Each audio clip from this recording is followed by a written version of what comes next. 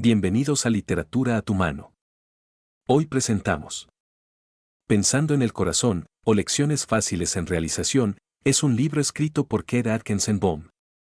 En este libro, Bohm explora el tema de la realización personal y espiritual a través de lecciones prácticas y reflexiones sobre el potencial interior de cada individuo. La autora ofrece enseñanzas y conceptos destinados a ayudar a los lectores a desarrollar una comprensión más profunda de sí mismos, así como a descubrir y aprovechar su conexión con la esencia divina. Las lecciones abordan temas relacionados con el autoconocimiento, la conexión con lo espiritual, el poder de la mente y el corazón, y cómo estos elementos pueden influir en la vida cotidiana para lograr una mayor realización personal y felicidad. Pensando en el corazón. O Lecciones fáciles en realización. Kate Atkinson Bohm. Lección 1. En mi experiencia con estudiantes, encuentro que todos piden ayuda para una realización más fuerte. Todos parecen saber que la acción mental es sin rumbo y vacía a menos que tienda hacia una comprensión más verdadera de la vida tal como es, y no como parece. Alejarse de lo aparente y entrar en la realidad es caminar por el camino de la realización. ¿No has visto a un niño alcanzando un trozo de luz parpadeante en el suelo, y no has sonreído indulgentemente ante sus esfuerzos infantiles por agarrar el juguete dorado? Tu sonrisa nace de una sabiduría superior, pero eres tan ignorante de aquello que te atrae, ahora, en tu etapa del juego, como lo es ese bebé en el suelo.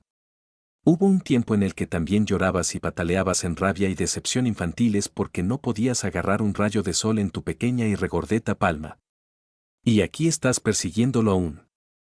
Ya no te arrastras tras él, como en tus días de bebé, porque con el paso de los años has desarrollado el poder de correr, y así sigues en rápida persecución tu destello de sol por todo el mundo, y nunca lo alcanzas.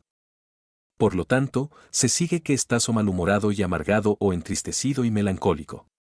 Desde el principio hasta el final, el sol que buscabas agarrar era un poco de felicidad, pero siempre y en todo momento se convirtió en ilusión tan pronto como tu mano se cerraba sobre él. Has alcanzado la oscuridad de la noche. El sol se ha puesto y ya no hay ni el más mínimo rastro de sol para que lo sigas. Así que dices y piensas, pero, oh, niño en la casa de la verdad, ¿no sabes que el sol no se hunde para no volver más? Mañana llegará y con él el sol. Tal vez las nubes lo puedan oscurecer, pero hay otro día después de eso. No hay un servicio meteorológico que prediga días nublados para siempre, y hay una perfecta analogía entre el mundo físico y mental, así que soy apoyado por la ciencia en mi predicción de buen tiempo. De alguna manera, en algún momento, en algún lugar, tu sol saldrá y brillará, creas o no lo creas. Pero nunca podrás agarrar el sol en tu mano. Ese ha sido tu error. Además, no te serviría de nada si pudieras agarrarlo, porque el sol, debido a su naturaleza fina y etérea, te impregna y te llena con su poder vivificante, lo cual no podría hacer si fuera lo suficientemente sólido como para ser sostenido en tu mano. No riñas al sol por ser simplemente lo que es, sino colócate en cierta relación con él y recibe su influjo. Esta verdad es que Dios y el hombre son uno. Si puedes tener un sentido real de esto, estás en el camino de la realización. Notarás que a medida que los rayos desde el centro se expanden, se vuelven más estrechos, hasta que finalmente alcanzan un punto, y solo para fines ilustrativos voy a suponer que este punto del rayo representa la mente del hombre antes de que tenga mucho conocimiento de la realidad. Deja que el fondo oscuro represente la negación o la materia y verás que la mente en esta etapa de su desenvolvimiento no tiene a su disposición tanta luz central como debe poseer cuando está activa en el rayo más amplio y, siempre creciente a medida que lo rastreas hacia el centro. Ahora, justo aquí, quiero hacer una importante distinción entre la conciencia y el proceso de pensamiento. Parecen ser lo mismo al principio, pero no lo son, ya que puedo pensar y ser consciente de mí mismo pensando, o puedo pensar y no ser consciente de ese pensamiento. Por ejemplo, puedo proponerme prestar toda mi atención a un tema, y después de unos momentos de pensamiento concentrado, mi atención se va hacia uno o más temas externos, y me ocupo con ellos hasta que me reúno de nuevo con un sobresalto y descubro que me he alejado de mi tema. Durante el intervalo de pensamiento, no era consciente del desvío, pero ahora lo sé. Sin duda, hay operaciones mentales que continúan en mí de las que no soy consciente, ya que soy un ser mucho más grande de lo que anteriormente me suponía. ¿Cuán grande? ¿Preguntas? Bueno, tan grande como la infinitud misma, porque soy eso y eso soy yo. Somos términos intercambiables, uno en esencia, pero dual en el sentido de ser expresado o no expresado. Si la conciencia está despierta solo en el punto del rayo, entonces parezco ser apenas un ser pequeño, pero con una conciencia más amplia viene un sentido más amplio del ser. Y así sucesivamente, hasta que llego al lugar donde el rayo se une al centro, que es el lugar de la conciencia total. Allí, tú y yo somos uno, pero a lo largo del rayo de la conciencia parecemos ser dos, y de ahí surgen nuestras relaciones mutuas. Actuamos y reaccionamos en el lado externo de la vida, impulsados por el sentido de separación. Todo esto es correcto y hermoso cuando detrás de ello yace el conocimiento de la unidad esencial. Sin ese conocimiento de unidad en la variedad, reina la discordia, causando inquietud mental y enfermedad corporal. Como piensa el hombre en su corazón, ya sabes, así es él, por lo tanto, importa mucho lo que piensas en tu corazón. ¿Qué significa pensar en tu corazón? ¿Significa algo más que pensar en tu mente? Sí, lo hace. Pensar en tu corazón es realizar. Gran parte del proceso que llamamos pensamiento no tiene más vida que el traqueteo de guisantes secos en una vaina, pero pensar en el corazón es pensar vivo o realización. Sí, por lo tanto, te consideras un pequeño pigmeo que de alguna manera ha llegado a este mundo, sin más poder autogenerativo que un autómata, te creerás realmente débil. Simplemente un balón de fútbol para ser golpeado por las circunstancias, un juguete mecánico como la muñeca que llora cuando tocas un resorte. O el caballo que camina cuando le das cuerda y se detiene cuando se le agota la energía. Saber que tú mismo das cuerda a tu propia maquinaria, o mejor aún, que eres la energía detrás de toda acción y la controlas, es pensar en tu corazón, de donde provienen las salidas de la vida. Recuerda, hay un solo ser, aunque hay muchas expresiones de ese ser, y esas expresiones las llamamos seres humanos. Sigue cada uno de estos seres hasta la fuente y todos provienen de ella en un flujo continuo, no separados en lo más mínimo de aquello con lo que son uno. Si puedes captar esta idea, aunque sea vagamente, comenzarás a sentir un mayor sentido de poder. La conciencia se despertará en un lugar un poco más cercano al ser central, en un lugar más amplio en el rayo que llamaremos tu ser humano. Realmente es un ser divino, pero, al estar limitado o expresado en forma en el rayo, se convierte en ser humano. Seguramente estás familiarizado con la palabra introspección, pero posiblemente no sepas lo que significa. Literalmente significa mirar hacia adentro. En cualquier lugar en el rayo de la conciencia, donde quiera que te encuentres, si diriges tu atención hacia el ser central, entonces estás introspectando. ¿Y qué te hará? ¿Qué bien resultará de ello? Bueno, esto, tu esfuerzo más débil en esta dirección llama a más ser en expresión, de modo que tu ser humano así se agranda, se fortalece y se vitaliza. Entonces, con cada acceso de fuerza, tu introspección se hace más fuerte y puedes hacer un mayor llamado al suministro eterno. Vale la pena tomar esta lección simple y estudiarla, porque entonces verás más claramente lo que quiero decir con encontrar tu centro radiante. Es al llegar a ese centro que comienzas a pensar en tu corazón. Tus pensamientos entonces se convierten en cosas vivas, y solo cuando están así vivos pueden curar enfermedades en ti mismo o en otros. Solo cuando están así vivos pueden crear para ti la paz que sobrepasa la comprensión y la prosperidad que embellecerá y enriquecerá tu vida. No te impacientes si una gran inundación de iluminación no llega a ti al principio. A veces sucede así, pero con más frecuencia no. La calma y la expectativa nunca dejan de traer el resultado anhelado a su tiempo, porque estás trabajando con la ley, y esa ley es que cada ser humano llegará al conocimiento de su centro radiante. El camino no es difícil. Tan solo un poco de introspección tranquila cada día, y dentro de ti amanecerá una luz que se expande constantemente, que finalmente se desplegará en el día perfecto. Lección 2. Para entrar en la realización es necesario alejarse de la acción comparativamente insignificante que constituye la mayor parte de nuestro pensamiento. No hay nada que realizar excepto la verdad, y todo pensamiento que no se mueva hacia el conocimiento de la verdad es desordenado, vago, sin propósito, irreal e inútil. Tú, el maestro artesano, debes aprender a utilizar la máquina del pensamiento. También debes aprender a dejarla descansar, porque no estás a merced de tus pensamientos, excepto si te permites estarlo. Realmente estás detrás de toda tu acción mental y tienes el poder de controlarla y dirigirla. Al desarrollar este poder, adquieres el dominio sobre el entorno. Carpenter habla al punto. Dice que un hombre deba ser presa de cualquier pensamiento que se apodere de su mente, comúnmente se asume como inevitable entre nosotros. Puede ser motivo de lamentar que se mantenga despierto toda la noche por la ansiedad sobre el resultado de un juicio al día siguiente, pero que tenga el poder de decidir si se mantiene despierto o no, parece una demanda extravagante. La imagen de una calamidad inminente es, sin duda, odiosa, pero su misma repugnancia, decimos, hace que atormente la mente con más persistencia, y es inútil intentar expulsarla. Sí, esta es una posición absurda para que el hombre, heredero de todas las eras, se encuentre, atormentado por las endebles criaturas de su propio cerebro. Si una piedrecilla en nuestro zapato nos atormenta, la expulsamos. Nos quitamos el zapato y lo sacudimos. Y una vez que el asunto está comprendido, es igual de fácil expulsar un pensamiento intruso y molesto de la mente. No debería haber error al respecto, no dos opiniones. La cosa es obvia, clara e inequívoca. Debería ser tan fácil expulsar un pensamiento molesto de tu mente como lo es sacar una piedra de tu zapato, y hasta que un hombre pueda hacer eso, es simplemente absurdo hablar sobre su ascendencia sobre la naturaleza y todo lo demás.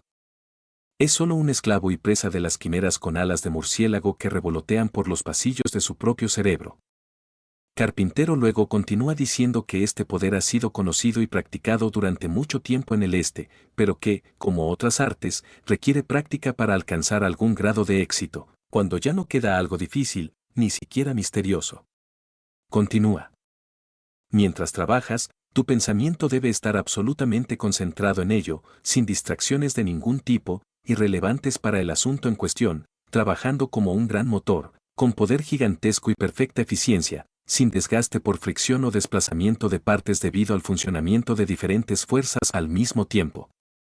Luego, cuando el trabajo esté terminado, si no hay más necesidad de utilizar la máquina, debe detenerse por completo, absolutamente, sin preocupaciones, como si un grupo de chicos pudiera jugar sus travesuras con una locomotora tan pronto como esté en el depósito. Y el hombre debe retirarse a esa región de su conciencia donde reside su verdadero yo. Digo que el poder de la máquina del pensamiento mismo aumenta enormemente con esta facultad de dejarla sola por un lado y de usarla individualmente y con concentración por el otro. Se convierte en una herramienta verdadera, que un maestro artesano deja cuando ha terminado con ella, pero que solo un torpe lleva consigo todo el tiempo para mostrar que es su poseedor. Cito lo anterior porque incide tan fuertemente en mi afirmación de que es posible pensar como decides pensar, y no como aparentemente estás obligado a través de la herencia, el hábito, el entorno o cualquier otra causa comúnmente supuesta para regular y determinar la acción del pensamiento.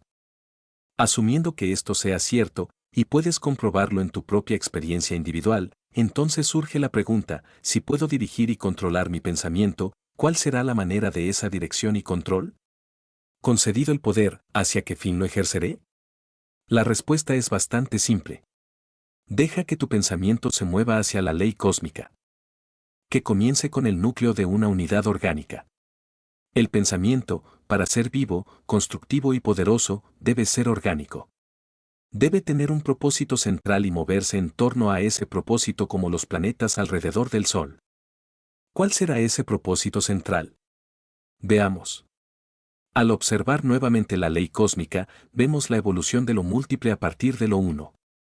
Como uno es la base de las matemáticas, así es la base de toda manifestación o expresión. Uno es la base de la forma, de la proporción, de la simetría, de la acción, de todo lo que conforma el mundo objetivo. Esto también es cierto en el mundo subjetivo, el mundo del pensamiento. Puedes estar lleno de miles, sí, millones de pensamientos y estados de ánimo variados, y sin embargo, sabes que todos están unificados en ti. Proceden de ti, del uno. Descubres esto fácilmente, pero aquí te detienes. Naturalmente, sin embargo, lo que es verdad para ti también lo es para tu semejante, tu hermano, y así encuentras otro uno. Por cada identidad que descubres en el mundo, encuentras exactamente la misma cantidad de unos. Pero ahí te detienes, y ahí radica el problema con tu pensamiento. Estás perdido en la Babel de la multiplicidad, la Babel de la confusión de muchas lenguas. Te has detenido antes del Supremo Uno, antes de la totalidad, antes de la perfección, antes de la unidad del ser. En alguna parte de tu mentalidad hay algo que significa Dios o perfección, pero está cerrado para ti. Dios está consagrado en su propia perfección y identificarte con él parece ser nada menos que sacrilegio. ¿Cuál es el problema? Has unificado todo lo que conforma tu propio ser, pero cuando se trata de unirte con todas las demás cosas en una unidad común, eso te falla. Parece haber una separación y no puedes superar el abismo intermedio. Y sin embargo, la ciencia oculta está demostrando día a día que la supuesta línea de demarcación, que separa al hombre del hombre, o al hombre del animal y la planta, realmente no es ninguna línea en absoluto. En su lugar, está el eslabón perdido en la evolución. Allí está, manteniendo al cosmos como una unidad, aunque el ojo natural no sea lo suficientemente agudo para detectar el vínculo. Entonces, no es suficiente verte como uno solo. Debes ir más allá y verte como uno con el universo, con Dios y la humanidad. Cuando comienzas a ver esto, estás siguiendo el método cósmico y comenzando con uno como núcleo de crecimiento. Entonces, tu energía mental, en lugar de dispersarse en direcciones innumerables, se llama y concentra alrededor de un centro orgánico. Luego comienzas a desplegarte desde ese centro como lo hace la flor, y tu crecimiento se vuelve coherente y definido, con las características de una unidad orgánica. Antes de esto, era como el protoplasma flotante, incoherente, indefinido, sin objetivo y casi indefenso. El mundo está lleno de personas protoplásmicas que aún no han aprendido el secreto del crecimiento orgánico, y siempre están a merced del tiempo y las circunstancias, pero dentro de cada uno yace el núcleo germinal del organismo superior, esperando el estímulo de su vida potencial interna. Una concepción básica subyace en el pensamiento de cada individuo, y de acuerdo con la naturaleza de esa concepción, es el carácter del pensamiento. Si es verdadero, el pensamiento es vital; si es falso, el pensamiento no es vital. La concepción a la que aludo es la idea que la mente tiene sobre sí misma, su naturaleza y su relación con lo que cree ser la causa de su existencia. Dije que solo puede haber un único ser e intenté mostrar que tanto Dios como el hombre deben estar incluidos en él, siendo Dios el centro y el hombre el rayo que procede de ese centro. Esta es la verdadera concepción de la unidad o totalidad del ser que incluye tanto a Dios como al hombre. De alguna manera misteriosa, se supone que Dios actúa a través del espacio intermedio y externamente sobre el hombre, pero existe la eterna separación y distanciamiento, no solo entre Dios y el hombre, sino también entre hombre y hombre. Es de extrañar que la mente que sostiene tal concepción sea dolorosamente consciente de su limitación y se sienta separada de una fuente de suministro. ¿No sería exagerado afirmar que toda la debilidad, incapacidad, pobreza, enfermedad y desdicha en el mundo de hoy de alguna manera se puede atribuir a esta falsa concepción de la relación del hombre con Dios que ha mantenido el corazón humano en cautiverio durante tanto tiempo? Cuando una vez esto se arregla, toda la perspectiva de la vida cambia y todas las cosas se vuelven nuevas. Entonces uno pasa a un reino mental que en verdad es un reino de los cielos comparado con el Hades de una vida de pensamiento anterior. No puedo subrayar lo suficiente la importancia de conseguir esta concepción básica correcta para empezar. Tantas veces los estudiantes me escriben que han estado estudiando durante años, buscando esa verdad más elevada que les traerá mejores condiciones mentales y físicas. Pero solo se encuentran a sí mismos o sobrando cada vez más en la incertidumbre, la duda y la infelicidad general. Esto no debería ser así. Este tema, el más esencial del mundo, debería presentarse de manera tan clara y directa en su exposición que satisfaga las necesidades de todos. Cada mente debe tener su verdad central sobre la cual construir su unidad orgánica. Cuando esto se suministra, puede trabajar con un propósito definido y ser, tan feliz en su trabajo. Es con esta intención que he usado, y continuaré usando, en estas lecciones figuras geométricas como ayuda para elucidar mi significado. Por supuesto, el espacio en blanco en el centro de la figura radiante representa pobremente el maravilloso depósito de vida de donde proceden todas las cosas, y sin embargo, esa blancura bien puede simbolizar lo no expresado. Los símbolos son ayudas para el pensamiento y la realización, ya que la mente pronto aprende a elevarse del símbolo a la realidad o a la cosa simbolizada, y así se deja poco a poco en la comprensión de la vida y su siempre revelador misterio. En la no comprensión de la vida yacen los errores y el dolor de vivir. Con su comprensión viene la creciente alegría. El profesor Royce, de Harvard, el doctor Caird, de la Universidad de Glasgow, y otros pensadores destacados que podría mencionar, enfatizan el hecho de que solo hay un yo en el universo, este es el yo único. Es tú, soy yo, son todos los hombres, son todas las cosas.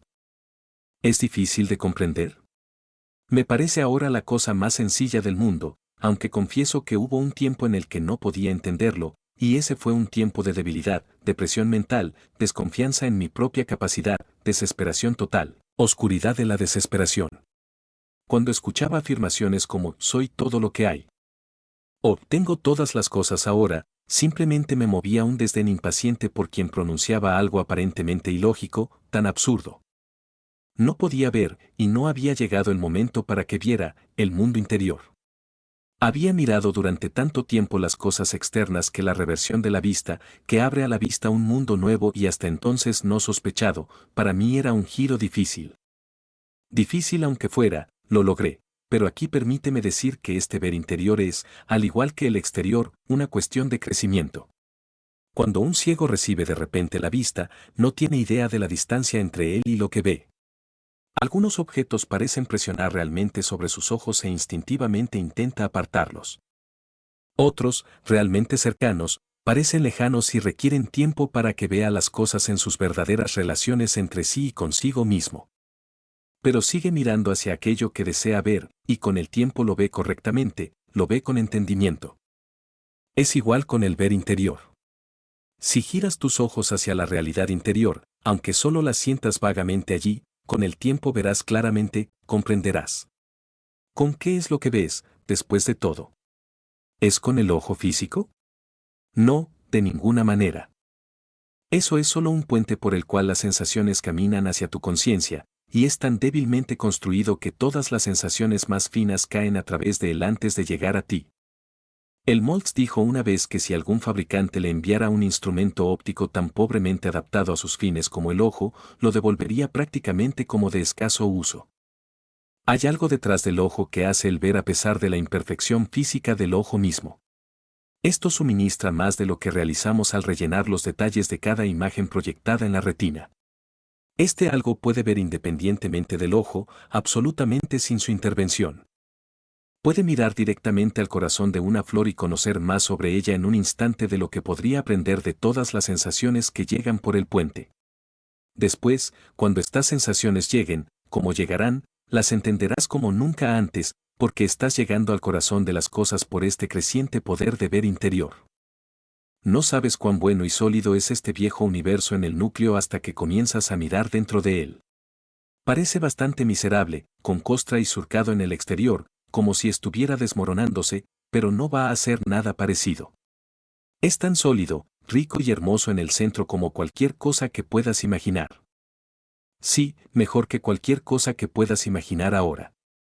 Verás directamente en su corazón algún día, y entonces conocerás todo mucho mejor de lo que puedo decirte ahora. Lección 3. Se ha pensado que el destino del hombre está decretado por algún poder fuera de sí mismo.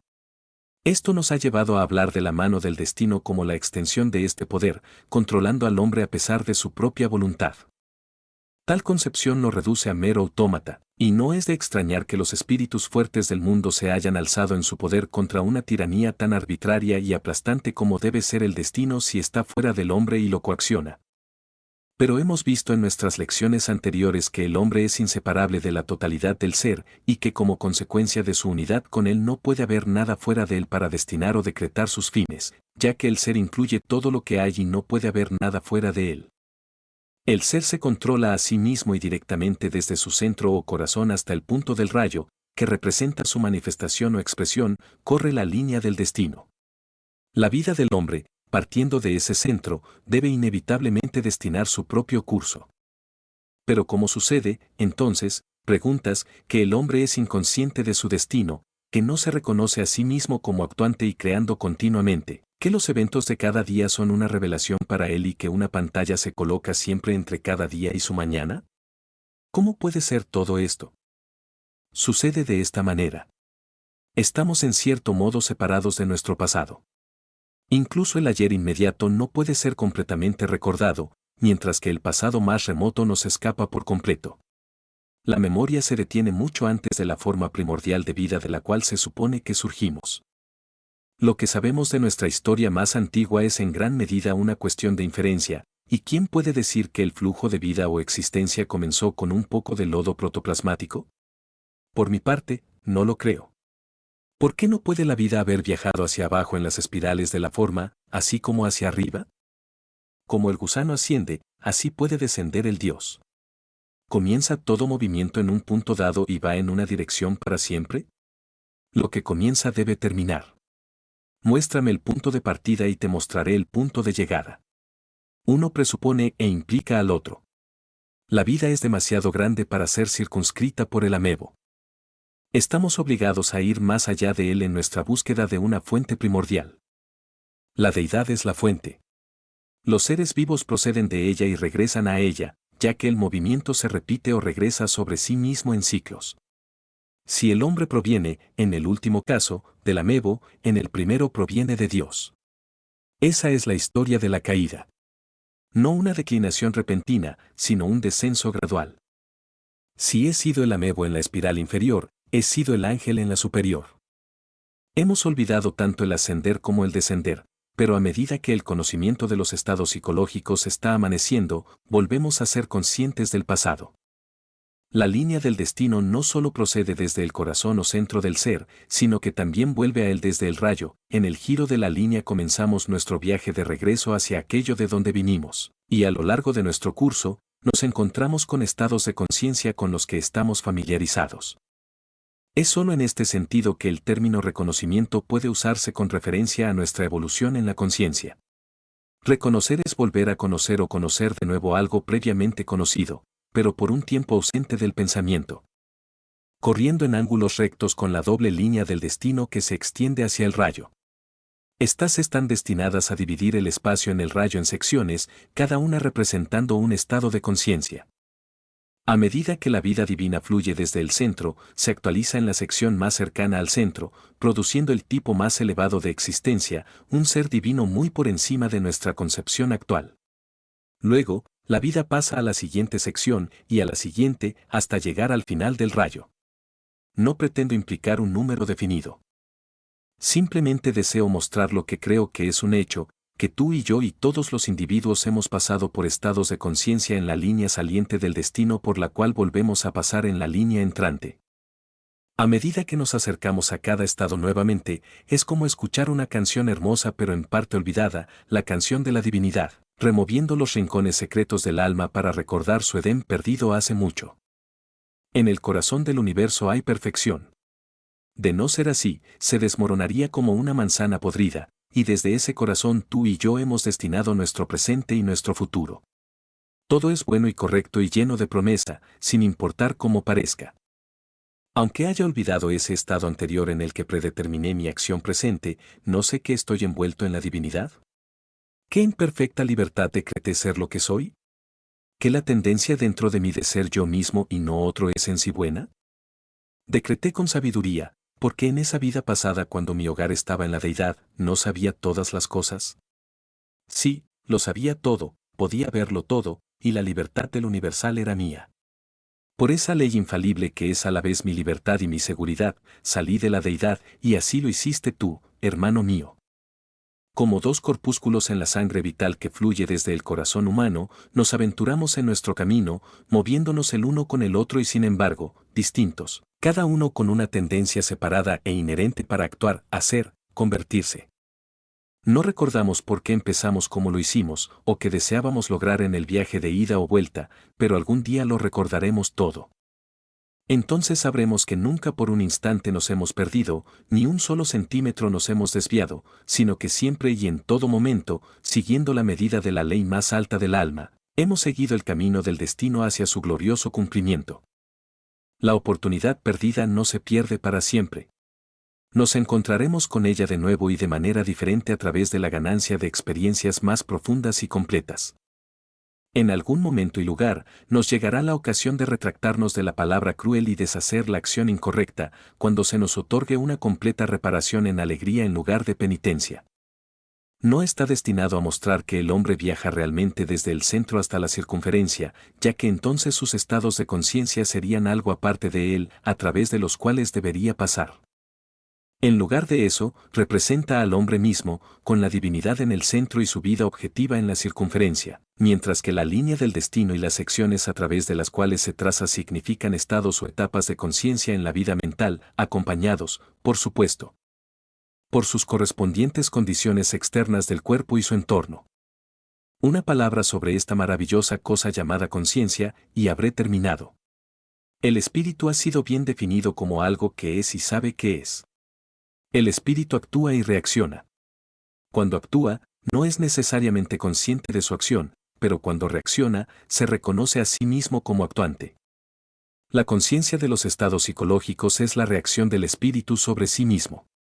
Como el océano se arroja sobre la orilla y recoge sus aguas de vuelta en el resurgimiento, así el espíritu se conoce a sí mismo en la espiral de su movimiento. Por lo tanto, como un rayo del sol central del espíritu, tienes esta conciencia de ti mismo, pero no la tienes en su totalidad. Ves solo una pequeña parte de tu ser real y, por lo tanto, no aprecias tu grandeza o tu poder. Lo que buscas es una conciencia más plena, y la encontrarás porque es la ley de tu ser, la ley del espíritu. Lección 4. La conciencia es realmente la conciencia o la percepción. Por eso he colocado un ojo en el centro de nuestra estrella de la manifestación para indicar el principio de percepción que está en el centro del ser. De ese ver interior crece nuestra vista física, y deseo mostrar, si es posible, en esta lección cómo el conocimiento de la vista interna puede convertirse en un efecto práctico para mejorar la visión física. Entre mis pacientes tengo, a veces, a muchos con la vista fallando.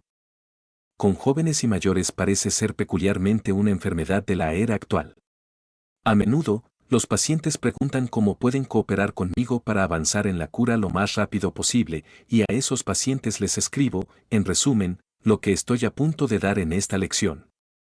Solo que ahora voy a desarrollar las ideas más plenamente de lo que podría hacerlo en una carta.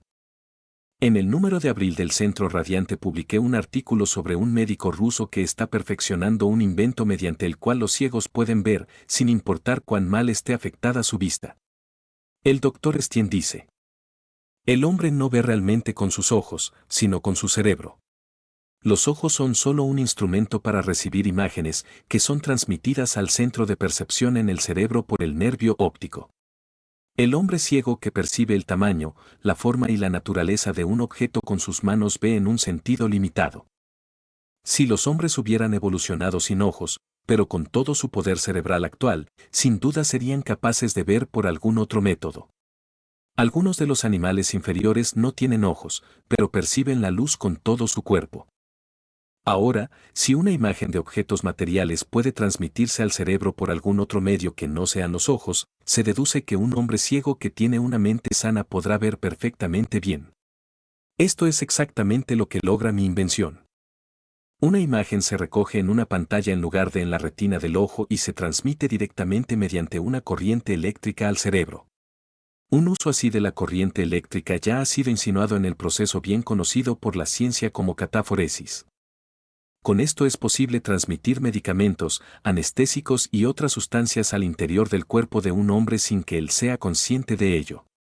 Con su ayuda, la cocaína puede ser enviada a través del hueso sólido, llevando insensibilidad al nervio y a la médula. Este instrumento, en una forma ligeramente variada, también permitirá a los sordos escuchar. Puedo señalarles que el mero hecho de que podamos ver imágenes en nuestros sueños, en la oscuridad y con los ojos cerrados, es una prueba de la posibilidad de ver sin ojos como los entendemos en la actualidad. En el párrafo final, el Dr. Stien admite que podemos ver sin ojos, pero creo que no estaría tan dispuesto a decir que podríamos ver sin cerebro. Sin embargo, creo que podríamos. Si se puede prescindir de un medio material, ¿por qué no de otro? Todo sistema de curación metafísica, con cualquier nombre que se le llame, se basa en este hecho básico, la externalización de un cuerpo con sus partes y funciones de un algo interno, oculto, incorpóreo. Están en desacuerdo sobre el carácter de ese algo, pero todos postulan su necesidad para dar cuenta de un cuerpo físico. Van más allá y dicen, según sea ese algo interno, así es el cuerpo. Ahora bien, no vamos a discutir la posibilidad de que exista o no este algo interno, porque eso llenaría toda la lección y no dejaría espacio para nada más. Hay algunas cosas que solo conocemos a través de lo que se llama conocimiento trascendental, como por ejemplo, sé que existo, sé que espero, sé que amo, sé que hay algo llamado mente, etc. Estas afirmaciones no admiten argumento, ya que son evidentes, incontrovertibles. Simplemente son así, y sabemos que son así. La ciencia metafísica, al igual que la ciencia física, debe comenzar con su hipótesis. Cuando funciona, la usamos, cuando no, la descartamos. Bueno, para ser breve, de alguna manera, los hombres han descubierto que los pequeños seres que conocen como sus seres separados están de alguna manera todos unidos en una unidad común de ser. También han descubierto que hay un lado externo o fenoménico de este único ser y un lado interno o nouménico. También han descubierto que el lado interno o nouménico es una especie de mundo de causa para el lado exterior o mundo de efecto. Parece ser un hecho bien establecido, y el terapeuta mental, tomando esto como una hipótesis de trabajo, lo ha usado con buen efecto. Cuando falle, será tiempo suficiente para descartarlo por otro, si hay otro y sea mejor. Pero, tomándolo como lo mejor que tenemos en la actualidad, infiramos que ver externamente es el resultado o efecto de ver internamente. Este algo interno ve directamente cualquier cosa que sea incorpórea, como él mismo, pero cuando quiere extender su vista al mundo corpóreo de los efectos, debe construir para sí mismo un puente de sensación con el que pueda tocar las formas externas de la vida. La vista no está en el puente en sí, sino en la facultad de ver que lo usa. Esta facultad de ver es la conciencia misma, el ojo que nunca duerme o el ojo del espíritu. Tú, siendo espíritu, tienes el ojo que todo lo ve en el centro de la conciencia. Hay una forma exterior de conciencia que no ve en todo momento. Es una forma espuria. No es lo real, y en cierto modo es ciega, es decir, su vista está oscurecida. La conciencia exterior está muy vinculada a la vista física y actúa directamente sobre ella. Esta conciencia exterior, al notar, como lo hace, el cambio en el mundo externo y al ver el fracaso y la decadencia escritos en todas las cosas y aceptar eso como el último de la vida, estampa ese último en el ojo físico, y éste degenera en consecuencia. Pero eso no es lo último. Existe una conciencia interna que sabe mejor y, poco a poco, según es el orden de la vida, la conciencia externa impacta en la interna, viendo así más y más lo que ve y sabiendo más y más lo que sabe. Esto es lo que llamamos la expiación, la reconciliación entre la vida exterior y temporal y la vida interior o espiritual. Gracias a esta expiación, se abre el camino a través de la conciencia externa para que el poder interno, o de ver todo, pueda actuar directamente sobre el órgano físico de la vista. Obsérvese a sí mismo como el rayo que procede del centro de la vida, luego, trácese constantemente de regreso, pues no hay ruptura, hacia ese centro. Comprenda que eres uno con él, que porque tiene el poder de la vista, tú también lo tienes. Luego deja que tu pensamiento vuelva hacia afuera, hasta el extremo del rayo, y siente que llevas contigo el poder de ver con claridad, incluso hasta el extremo de la visión externa. De esta manera unirás tu pensamiento al del sanador y fortalecerás su efecto, o si tu propio pensamiento es lo suficientemente fuerte, podrás restaurar tu vista sin la ayuda de un sanador. Es en este sentido que puedes decir con verdad puedo ver, cuando tus ojos te han fallado por completo, pues estás hablando de ese ser interno, la conciencia, cuya vista es perfecta e infalible, la conciencia que es el ojo del espíritu y nunca duerme ni conoce el cansancio. Esta visión perfecta es tuya y puede manifestarse externamente. Ahora permíteme recapitular. La conciencia es ver o estar consciente, el hombre es un ser consciente, por lo tanto, tiene el poder de ver. La vista física está oscurecida debido a un velo entre una forma externa imperfecta de conciencia y la interna o real. El orden de evolución o crecimiento es que este velo sea eliminado, permitiendo que la conciencia real permee al hombre desde el centro hasta la circunferencia. El apartar este velo, que se lleva a cabo gradualmente, es el proceso de expiación por el cual el ser externo del hombre entra en contacto directo con su conciencia interna y así nace de nuevo, regenerado, revitalizado en cada parte. Y cualquier cosa que te falte en el funcionamiento corporal, sabe que el poder reside en la perfección en el centro de la vida, con el que eres uno. Observa ese poder en el centro y luego rastrea a través del rayo de tu ser. Atenderá tu pensamiento y irá donde tú lo dirijas, pues así es la ley.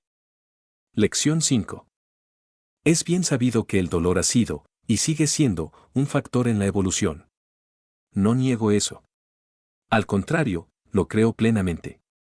Lo que niego es que la evolución siempre encuentre ese factor indispensable. Se acerca el momento en que los hombres no podrán sufrir. La naturaleza apunta a tal momento. Incluso ahora, ella no permite que sus criaturas sufran más allá de cierto límite. Cuando ese límite se alcanza, los adormece en inconsciencia o los despierta hacia la dicha. William Flagg, en su obra sobre yoga, escribe sobre San Juan de la Cruz, de quien se dijo que a través del silencio de la noche, el sonido de su látigo llegaría a los oídos de los frailes, quienes temblaban al escucharlo, pues sabían lo implacable que era consigo mismo. Sin embargo, llegó un momento en el que no pudo concebir ninguna penitencia que no produjera placer en lugar de dolor, y Flagg explica ese hecho suponiendo que la práctica de la penitencia, persistentemente y durante mucho tiempo, tiene el poder, junto con otras modificaciones corporales que produce, como la dureza adamantine. El control de la respiración, la levitación, la fuerza hercúlea, etc., de revertir realmente la acción normal de los nervios sensoriales y convertir el dolor en placer, o bien superar por completo el dolor con placer, de tal manera que no se sienta ninguno, lo cual, por cierto, apenas sería más extraño que una bruja condenada pudiera dormir tranquilamente en una pila de leña ardiendo, algo que ha ocurrido muchas veces. Creo que la suposición de Flagg es correcta y que tanto un individuo como la raza pueden llegar a un punto de inflexión donde la acción de los nervios sensoriales se revierte, no produciendo más dolor, sino solo placer. Un sutil sentido de esto debe impregnar las mentes de aquellos que creen en la curación mental.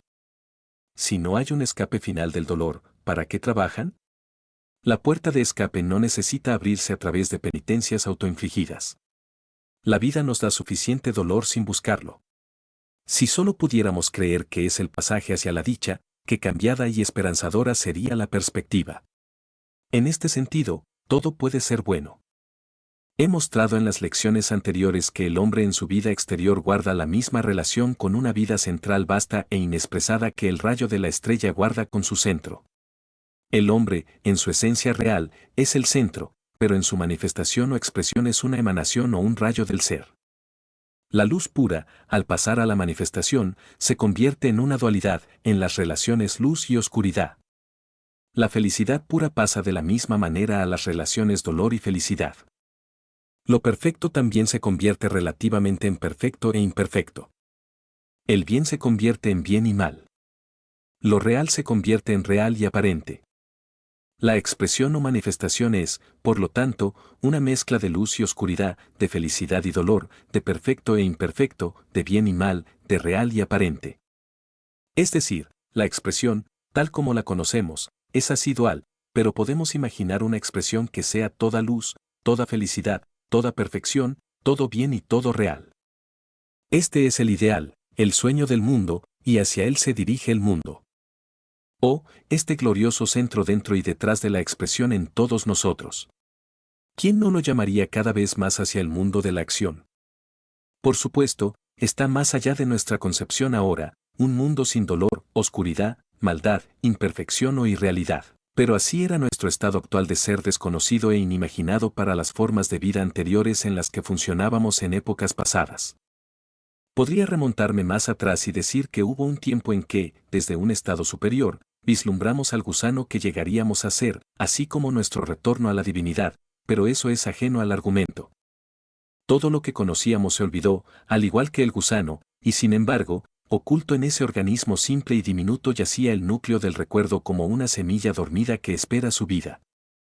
El gusano no vio su destino, pero se movió infaliblemente hacia el hombre, atraído por un ideal cercano, pero sin ser consciente de la visión más amplia. El hombre se mueve hoy día hacia el ideal, que no puede ver en su totalidad, pero aún así se mueve verdaderamente hacia la vida más elevada, la mayor fortaleza y la mayor alegría. El cielo está dentro, dijo el Cristo de las épocas pasadas. El cielo está dentro, eco del hombre de hoy. Sí, dentro, hermano mío, en el radiante centro de toda vida, y no estás separado de él ni por un instante. Nunca lo estuviste y nunca lo estarás.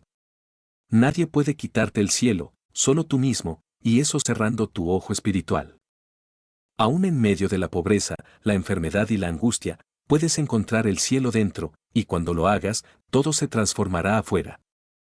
Y aún ahora, cuando no comprendes completamente las leyes de la mente, puedes lograr mucho si lo intentas. Cuando sientas que la depresión se cierne sobre ti como una nube de tristeza, en lugar de sucumbir a la presión, puedes decir, seré feliz. Me regocijaré. Si lo dices débilmente al principio, repítelo con persistencia y llegará más fuerza. Cada átomo en tu mente y cuerpo se moverá obedeciendo tu afirmación y pronto serás feliz, incluso si no hay un cambio inmediato en tu entorno. Pero ese cambio para mejor también vendrá. Hasta que llegue, recuerda que puedes regocijarte, incluso si estás físicamente agotado por el cuidado de tu hogar, de tus hijos o las muchas responsabilidades que recaen sobre ti en mayor o menor grado.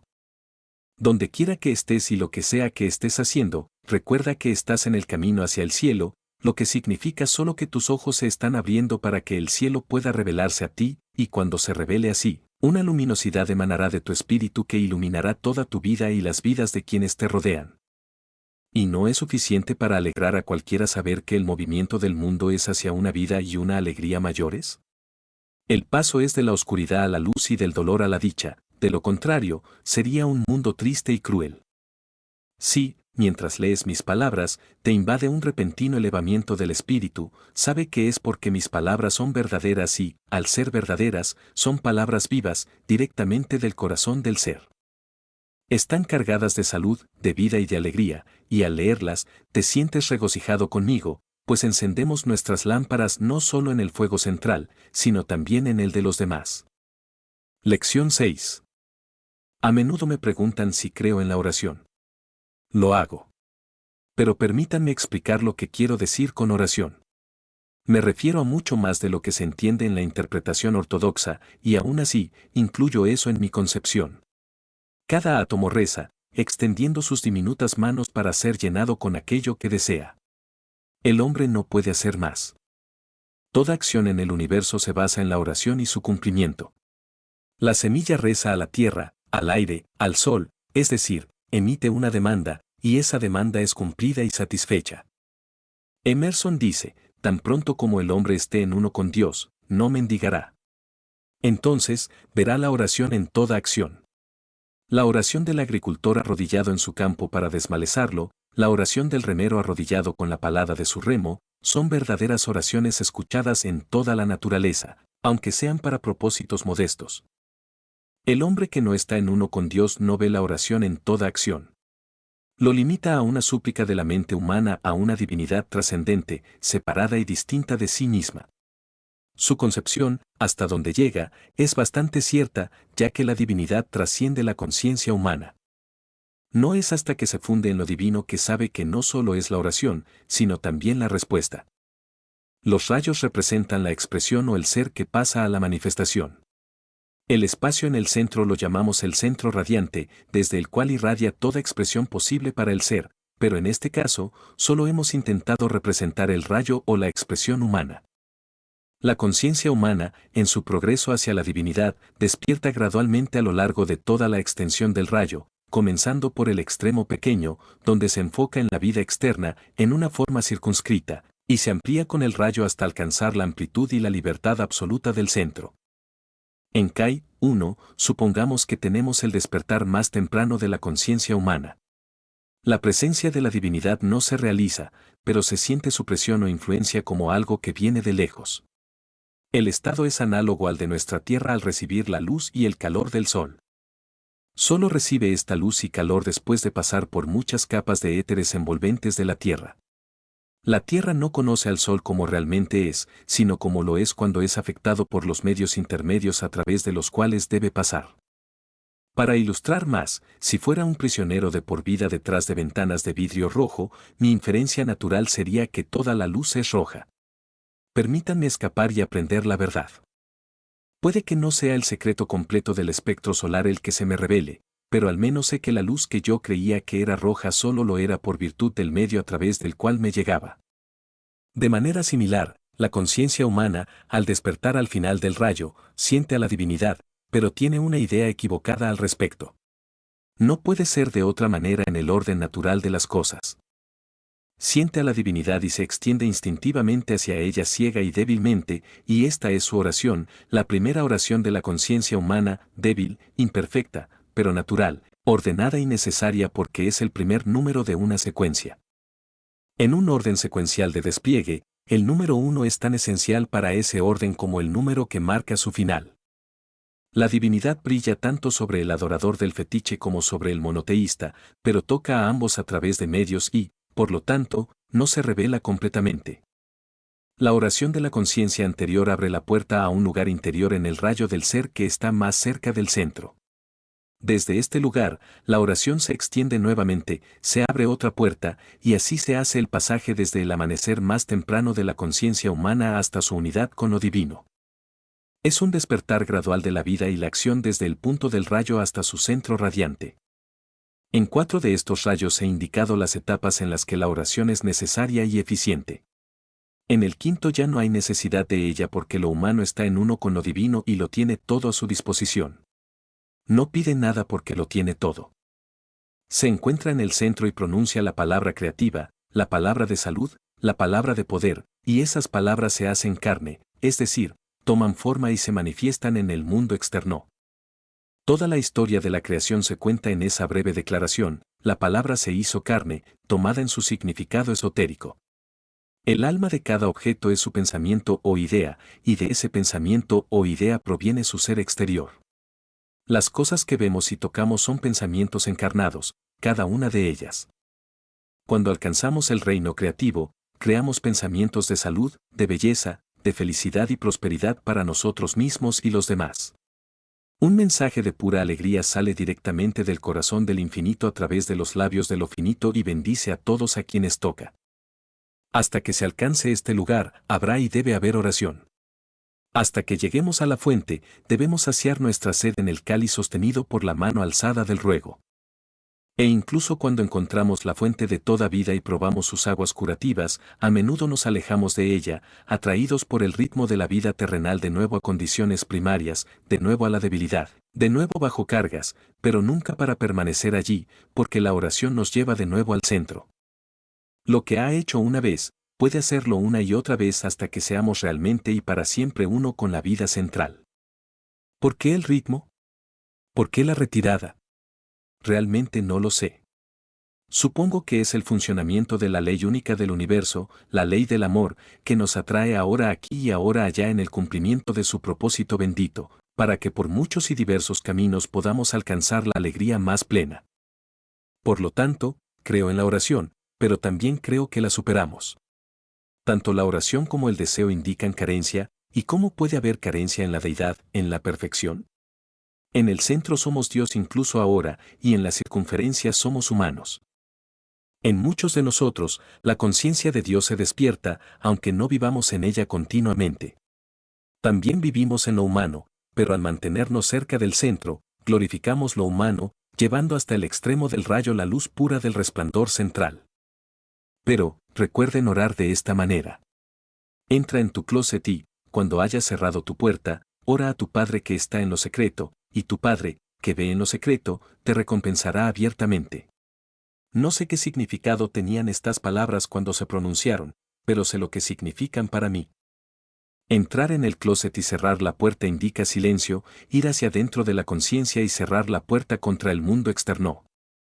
Allí hablas al Padre, o fuente del ser, que está en lo secreto o escondido a los ojos externos, y ese Padre que ve en lo secreto, percibiendo mentalmente o comprendiendo tus necesidades, él mismo te recompensará abiertamente, es decir, desde la fuente interna y oculta fluirá en respuesta a tu demanda aquello que solicitas. Llegará a la manifestación externa y así serás recompensado abiertamente. Desde el mundo potencial o escondido, algo procederá que podrá ser percibido abiertamente, algo que se manifiesta, que se exterioriza en el mundo material. O si es una bendición espiritual lo que pides, vendrá algo tan vital y real en tu conciencia que no hay manera de confundirlo, una realidad subjetiva que entra en la apertura de tu mente desde una fuente interior oculta. Llámalo Dios o conciencia cósmica, como quieras, hay algo a lo que el corazón humano apela instintivamente, algo que responde a esa apelación y, finalmente, algo con lo que el corazón humano está unido al fin, Cuando ya no tiene necesidad de oración. Lección 7. Así, cuando el hombre pasa desde su centro divino a su circunferencia humana de expresión tangible y visible, está sujeto a ciertas leyes que distorsionan esa expresión. Usando una antigua comparación, es como una vara recta que parece torcida cuando se sumerge en agua corriente. Está viviendo una experiencia dual, la de una vida verdadera y una falsa. Entre las dos vacila como un viajero que no está en casa en ninguna. La vida falsa es una necesidad y una parte de la expresión, tan esencial para ella como los vapores que se encuentran entre nosotros y el sol, y igualmente ilusoria. Mientras la conciencia puede estar despierta solo a la vida falsa, al mismo tiempo estamos viviendo la vida verdadera, todos y cada uno de nosotros. Que no lo sepamos no hace ninguna diferencia, continúa de la misma manera, ajustando nuestros errores, inspirándonos con ideales nuevos y más elevados, guiándonos y protegiéndonos en todo esfuerzo. La conciencia de la vida, a la que llamamos conciencia, me refiero a la conciencia humana, que es diferente de la conciencia cósmica o universal, se manifiesta primero dentro de los límites de la vida falsa. Ve las cosas no como realmente son, sino como parecen ser. No puedes convencer a un niño de que el horizonte no es el límite del mundo, y es el límite de su mundo en ese momento, pero se expande y se agranda con la inteligencia creciente. Cuando su campo de visión se convierte en el reino subjetivo, está envuelto por otro horizonte restrictivo pero siempre ampliador, que al final se convierte en coextensivo con el ser mismo y es uno con la conciencia cósmica. Entre esta y el límite exterior yace el campo de la vida falsa, lo efímero, lo cambiante. Mientras la conciencia permanece dentro de este campo, está sujeta a las ilusiones que acepta como reales. Aquí la enfermedad se desata, la duda y el miedo prevalecen, el placer fugaz es seguido rápidamente por el dolor y la pérdida, el amor espurio se entrelaza con sus desgarradoras y celosas punzadas. Este es verdaderamente el país en el que se encontró el hijo pródigo cuando, lejos de la casa del padre, se alimentaba de las cáscaras. Cuando la conciencia humana pasa de esta esfera exterior al estado interior del ser, está haciendo el regreso a la casa del Padre, donde abunda la opulencia y donde el hambre es desconocida, pero no buscará esa casa hasta que el hambre se intensifique y la realidad le muestre que las cáscaras no contienen nutrición. No es hasta que todo falle en el país lejano que regresa a su hogar. Donde quiera que brille esta chispa de conciencia, allí el ego se conoce a sí mismo. Cuando está brillando en el campo exterior, en el espacio entre la estrella interior y la exterior, entonces el ego solo está consciente de un yo débil y humilde, separado de su fuente de existencia, pero cuando está brillando en el campo interior, entonces conoce su verdadera vida y se da cuenta de sus grandes poderes.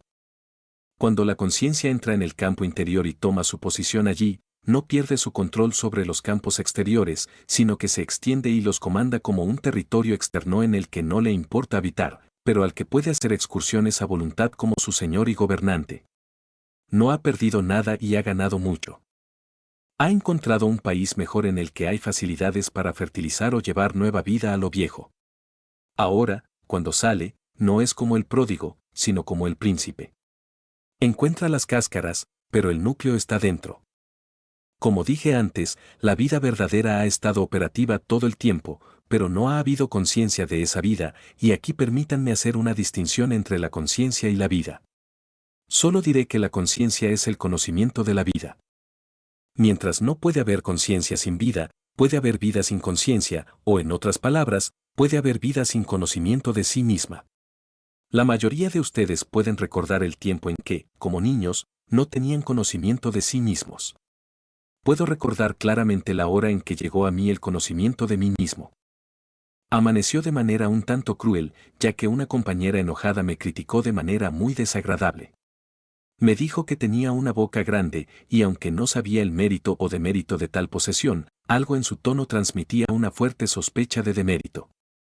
Por primera vez me miré en el espejo de manera crítica. La inspección no me dio un conocimiento real, pero fui un niño desdichado. Una pobre pequeña Eva había probado el fruto que crecía en el árbol del conocimiento del bien y del mal y fue expulsada al instante de Edén.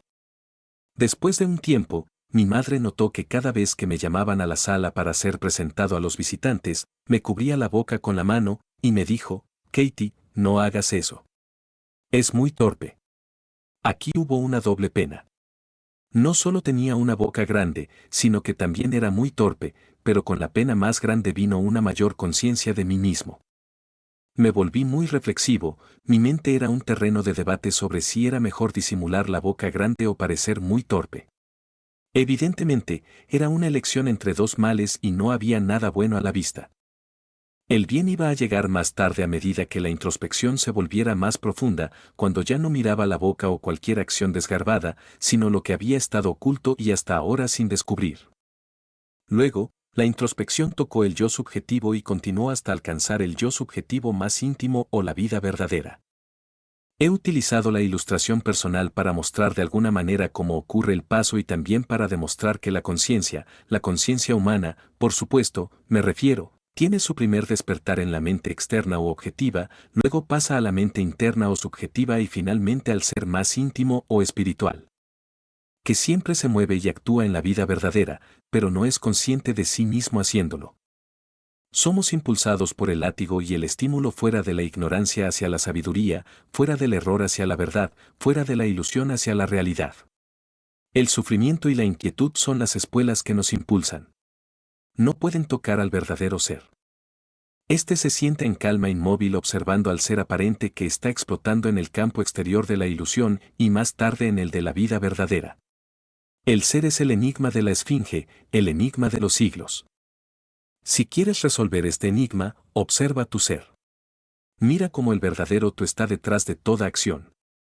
Luego, mira cómo el ser aparente, aquel que conoces más íntimamente, busca la aprobación, la orientación y la existencia continua del verdadero tú, ya que este ser aparente no tiene vida independiente propia. Depende del verdadero ser como la sombra depende del objeto que la proyecta. Quita el objeto y la sombra también se va. Pero el verdadero ser es algo que no se puede quitar, por lo tanto, su sombra persiste hasta que el sol está en el cenit. Luego la sombra se pierde en la sustancia. ¿Y cuál es el verdadero ser? Es la deidad. Es la divinidad. No tengamos miedo de afirmarlo. Aparentemente, les he dado dos afirmaciones contradictorias. He dicho en un párrafo que el ser espiritual o verdadero se mueve y actúa, y en otro que este mismo ser está inmóvil como la esfinge. ¿Cómo pueden ser verdaderas ambas afirmaciones? ¿Cómo actúa el verdadero ser? Bueno, veamos. Supongamos que voy al piano y toco para ustedes la sonata Appassionata de Beethoven. Así, pongo en movimiento la mente y el cuerpo, pero no estoy en ese movimiento. Lo causo, lo superviso, lo controlo y por esas mismas razones no estoy dentro de él. El yo aparente está en él, pero no el yo real. Observen la expresión, mi mente, mi cuerpo, mi yo. ¿Qué significa? Simplemente que tengo una mente, tengo un cuerpo, tengo un yo. Yo, el maestro, hago que esta mente, este cuerpo y este yo funcionen o actúen. Así es como me expreso. Al interpretar la sonata, mi yo aparente, o en otras palabras, el yo que aparece, debe mantenerse cerca de mí, del verdadero ser. Desde este ser, Beethoven escribió la sonata, desde este mismo ser la interpreto, porque no entienden que este ser del que hablo no solo fue un Beethoven, sino que también es ustedes, también soy yo. Está detrás de la mente y la función, pero se expresa a través de ambas. El gran ser central sostiene toda la sonata en la palma de su mano. Lo abarca por completo. Lo ve en su plenitud. Esto no puede hacerlo el yo funcional, ya que no tiene la visión comprensiva, la omnisciencia que ve el final con el principio, pero debido a su funcionamiento debe pasar por todos los términos intermedios. Reconociendo cada uno en su paso, pero nunca comprendiendo el todo. Cada artista, músico, orador o escritor que nos emociona lo hace porque su yo funcional está en contacto con el verdadero ser y le obedece. Todo lo demás es mecánico, automático, muerto y poco inspirador. Nada puede emocionar excepto la vida, y la vida es la emanación del verdadero ser. Ahora, pregunto, ¿cómo puede alguien sentirse solo, indefenso o descuidado con un ser así a mano, lleno de recursos infinitos? Si no puedes creer que tienes tal ser, coloca el hecho en la conciencia y dale tu atención, tu crítica, tu disputa, si quieres. Finalmente prevalecerá y obtendrá tu aprobación, porque es la verdad. Alberga al extraño y habrás albergado al ángel sin saberlo, al ángel que desde entonces iluminará tu vida con su gloriosa presencia. Y cuando encuentres la vida verdadera, el ángel y el santuario, no necesitas retirarte de las ilusiones en el patio exterior del templo. Búscalas si quieres, pero tómalas por su valor real. Así tus penas serán más ligeras, tus alegrías más altas y tus amores más fuertes y verdaderos. No pierdes nada al adentrarte en lo impersonal. Al contrario, ganas todo. Lección 8. En las lecciones anteriores, he intentado demostrar que el hombre es uno con un ser totalmente comprensivo que fluye desde el centro hasta la circunferencia y desde la circunferencia de vuelta al centro por su propia ley intrínseca o modo de movimiento. Esta ley no se le impone desde fuera, pues no hay un exterior. Ya que el ser es todo lo que existe. El ser, o cualquier parte del ser, se mueve como lo hace porque es lo que es y por ninguna otra razón. La razón está en sí misma y en ninguna otra parte. Nos referimos a nosotros mismos como seres separados porque hemos perdido de vista la unidad central de toda vida. No estamos separados de ella en realidad, así como la rama no está separada del árbol en el que crece. Pero si se supusiera que la rama tiene una pequeña mente propia y el árbol una mente más grande propia, esto ilustraría muy bien la diferencia entre el estado de conciencia que se vuelve funcional o actúa en la mente personal y esa conciencia total, completa y perfecta que proyecta lo personal. Esa unidad que se proyecta a sí misma como pluralidad, el uno que se convierte en el muchos. En cierto modo, hasta donde cualquier símbolo puede expresar verdad. Como el uno se convierte en muchos. Lo hace mediante la radiación desde su propio centro. Ahora bien, sabes que Platón dice, si uno es, el uno no puede ser muchos. Eso es completamente cierto. Nuestro uno no se descompone ni se vuelve menos uno porque se convierte en muchos. Y ahora, observa la diferencia entre ser y convertirse. Platón no dice el uno no puede convertirse en muchos, él dice el uno no puede ser muchos. Ser y convertirse no son términos sinónimos, pues ser representa el ser en sí mismo, mientras que convertirse representa el actuar o hacer de ese ser en sí mismo. Por ejemplo, yo soy. Ese es un hecho primario. Yo hago. Ese es un hecho secundario. Si no fuera por el yo soy, no habría yo hago. El yo soy es el sujeto en la oración de la vida, el yo hago es su predicado. El yo soy es el centro del ser, el yo hago es su circunferencia. El yo soy es la divinidad, el yo hago es la humanidad. Muy pocos entienden esto correctamente, y por eso cuando leen tal afirmación, exclaman, ¡oh, qué sacrilegio tan espantoso! Para sus mentes, la divinidad es arrastrada desde su alto estado hasta el fango. La divinidad no puede ser arrastrada a ningún lugar. Va voluntariamente. Desciende graciosamente, de buena gana, al fango cada vez que nace un lirio o una rosa. ¿No lo sabías? Puedes ver la divinidad en la rosa, puedes verla en el lirio, pero no te das cuenta de que para llegar a cada uno de ellos debe descender al suelo, el suelo, ten en cuenta, y el suelo, como su nombre indicaría, tiene mucho en el que está lejos de ser puro y dulce. El suelo está compuesto de los sedimentos de la sustancia física. Está lleno de putrefacción y toda inmundicia, y cuanto más lleno esté de estos elementos viles, mejor será y más hermosa será la flor que brote de él. Observa lo natural que resulta llamar putrefacción o impureza a un elemento vil y también observa que es la base del crecimiento. Puede ser una construcción fantástica, pero puedo imaginar que la flor crece alejándose de esa base debido a su propia pureza inherente, llevando consigo justamente la cantidad suficiente del elemento inferior o básico para poder expresarse en el plano material, pues sólo así puede relacionarse con ese plano. Sin el elemento básico, trascendería tanto lo físico que no sería visible ni tangible para los sentidos, y para nosotros sería inexistente. En otras palabras, una flor habita en la divinidad como un pensamiento de Dios, y al igual que cualquier otro pensamiento, se viste de sustancia material y se convierte en un pensamiento expresado. La vemos y la tocamos, y por primera vez nos damos cuenta de la existencia de algo que ha vivido en esferas subjetivas como una realidad, pero que ahora nos visita en este plano como una realidad tangible. Es la verdadera vida de la flor lo que apela a nuestro sentido de lo bello. En su forma, color y perfume, que constituyen su lenguaje, está contando su triunfo sobre los poderes de la oscuridad, su paso de lo impuro a lo sagrado y su apoteosis en floración. Recuerdo haber visto una vez dos flores exquisitas que me contaron su historia en un lenguaje que nunca se olvida. Me hablaron en una lengua extranjera, quizás en el lenguaje de los ángeles, pero encontré la traducción en mi vida interior y ha permanecido conmigo, y siempre lo hará. Las flores eran dos flores del cactus nocturno. Mientras estaba frente a su maravillosa blancura translúcida que parecía irradiar delicadas y temblorosas ondas de luz, me parecieron seres celestiales, y entendí por qué nuestra atmósfera debe ser demasiado pesada para ellas y por qué su estancia con nosotros debe ser tan breve. En una hora o dos, regresarían de donde vinieron y respirarían una vez más su éter puro y nativo, pero no antes de habernos dado su mensaje celestial. Era una hermosa costumbre de la ciudad en la que vivía, que el dueño de un cactus nocturno invitara a todos los amigos y vecinos cuando florecía, y recuerdo bien el silencio que había en la habitación mientras nos movíamos en fila, deteniéndonos un momento en contemplación ante esas flores silenciosas. Silenciosas para el oído externo, pero llenas de discurso para el interno. Un silencio cayó sobre la asamblea, la habitación era un santuario y dentro de ella estaba la presencia santa. Una indescriptible ansia me invadió de caer de rodillas ante esos mensajeros de una esfera celestial e implorar una revelación más completa, porque parecía haber tan cerca una gloria por revelar.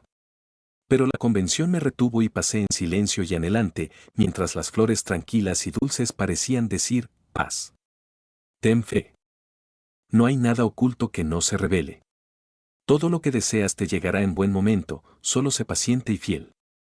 La apoteosis de la flor es también la del hombre Dios o el ser humano parecido a Dios. Él surge del suelo o la vida impura gracias a la divinidad dentro de él, hacia la libertad y pureza del aire arriba, siendo la vida inferior una necesidad para la superior.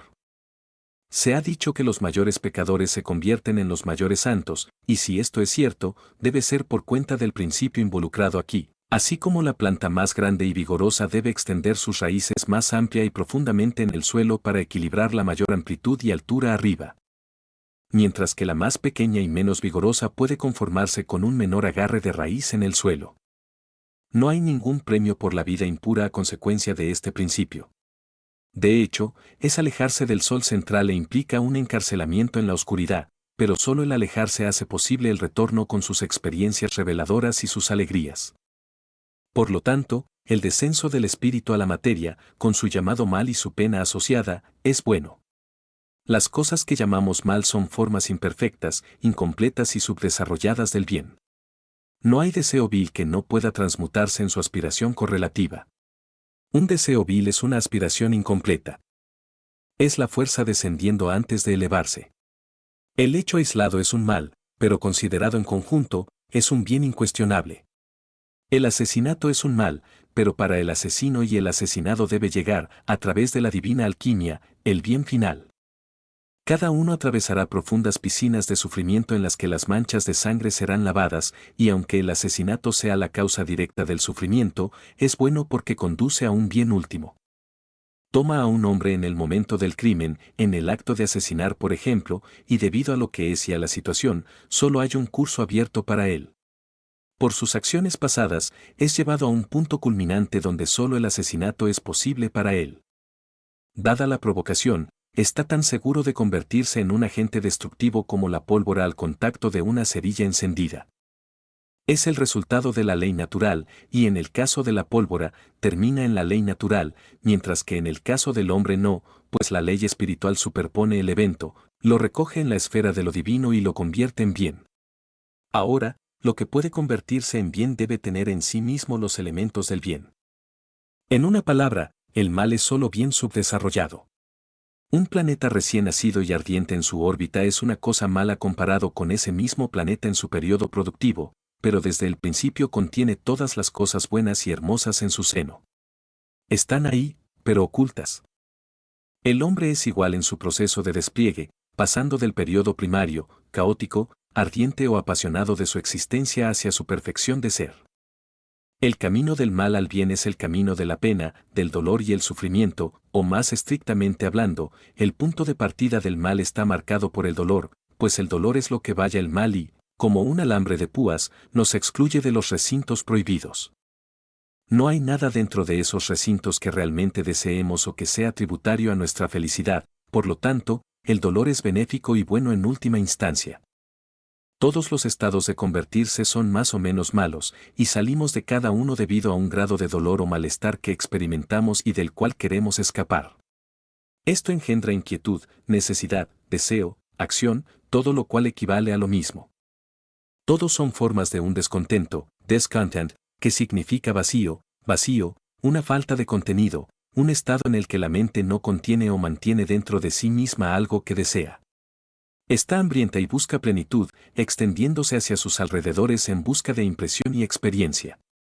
Este es el secreto de la acción, el secreto de la evolución, el secreto del convertirse. Hay dos métodos de enseñanza en el nuevo pensamiento, cada uno repudiando al otro como falso. Uno se ocupa de exponer el lado activo del yo hago de la vida y ignora el inmutable yo soy, mientras que el otro reconoce solo el yo soy e ignora el yo hago. Estas facciones contendientes me recuerdan a la vieja fábula sobre dos caballeros que se acercaron a un escudo de trofeo desde direcciones opuestas.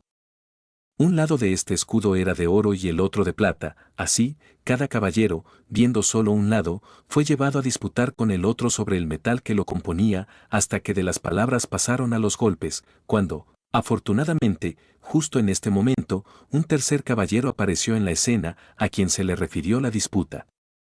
Este caballero miró a ambos lados del escudo y luego informó a los disputantes que el tema de la discordia era oro en un lado y plata en el otro. Supongamos que el tercer caballero no hubiera mirado a ambos lados. Si hubiera mirado solo un lado, debe, en opinión, haber tomado una postura en uno u otro lado y haber pronunciado que el escudo era oro o plata. Entonces, cuando se agregaran otros caballeros a la compañía, cada uno naturalmente se inscribiría en una facción u otra según su ángulo de visión, y las facciones crecerían hasta que los dos disputantes originales se hincharan a miles, mientras que la total disputa estaría basada en un mito o una media verdad, lo que equivale a lo mismo.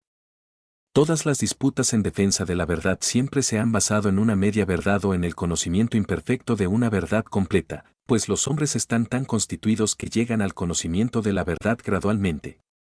No nacen completamente desarrollados. Si lo estuvieran, no habría crecimiento para ellos ni mental ni físicamente. Pero volviendo a nuestra historia del escudo y su aplicación. Es evidente que mientras cada caballero defendía su propia concepción parcial del escudo, no se acercaba a una concepción completa de su sustancia entera y habría llevado a una mayor sabiduría haber mirado el otro lado. Por lo tanto, es mejor emular al tercer caballero en la historia y alcanzar una integridad de pensamiento en lugar de contender por una acentuación de diferencias. Las facciones del yo soy y el yo hago tienen razón en la medida en que cada una avanza, pero ninguna está contando más que la mitad de la historia, dejando la otra mitad sin contar. La facción del yo hago afirma ser perfecta ahora, tener todas las cosas ahora, y para ella no hay pasado ni futuro, pues todo está en el eterno ahora. Esto es completamente incomprensible para la facción del yo hago que rastrea su origen hasta el protoplasma y encuentra toda su vida procediendo de ese comienzo. Se ocupa del despliegue o evolución de la forma, pero nunca dice una palabra sobre el plegado o involución de eso que produce la forma. No solo esto, sino que ridiculiza y repudia todo conocimiento concerniente a tal causa primordial. La enseñanza del centro radiante abarca todo el terreno sostenido por ambas facciones. Reconociendo la evolución como un hecho y reconociendo la existencia de algo que crece o evoluciona, también reconoce un algo detrás de toda acción que es permanente e inmutable. Algo que siempre es y nunca deviene. Algo que produce acción pero no está involucrado en ella. Si solo vemos la acción en la vida y perdemos de vista el tranquilo centro del ser, somos arrastrados hacia un torbellino y giramos incesantemente en un ciclo de actividad mental sin reposo ni dominio, pero cuando vemos, en el pensamiento, el centro tranquilo e inmutable, la actividad mental converge hacia él. Se calma y luego sale de ese centro con un impulso nuevo, directo y con propósito. Sale del maestro y, por lo tanto, es maestra. Existe una energía de posición, sabes, y este tipo de actividad, viniendo como viene de la energía de posición, adquiere una energía desconocida para el movimiento del torbellino. Sale directamente desde el centro en lugar de ser girada sin control alrededor de ese centro. El mundo potencial o no expresado está en el yo soy del ser, mientras que el mundo actual o expresado está en el yo hago del ser. Ambos pertenecen adecuadamente a él y uno no puede ser divorciado del otro, pero aunque no puedan divorciarse en realidad, podemos pensar en ellos por separado o dividirlos en pensamiento, y este ha sido el error de nuestro pensamiento. De un pensamiento erróneo solo puede haber un resultado y ese es una expresión errónea. Por lo tanto, manifestamos una falta de simetría y belleza en la cara y la forma, porque, como piensa el hombre, así es él hasta el límite de su circunferencia. La gente de Lyoasowa declara que cada individuo es suficiente por sí mismo, que tiene todo dentro de sí mismo y que no necesita nada fuera de sí mismo, y sin embargo, uno de estos mismos individuos una vez me dijo que a menudo era un gran alivio para él encontrarse con otros que no fueran metafísicos. Era un alivio, dijo, y le daba un cambio de pensamiento. En realidad, él estaba en el campo de la gente del yo hago y no lo sabía. Puse el hecho en su conocimiento, porque siendo yo mismo uno de la gente del yo hago, en ese momento, no propuse que se uniera a nuestro campo para tener municiones para disparar, y lo dije rápidamente, algo desconcertado.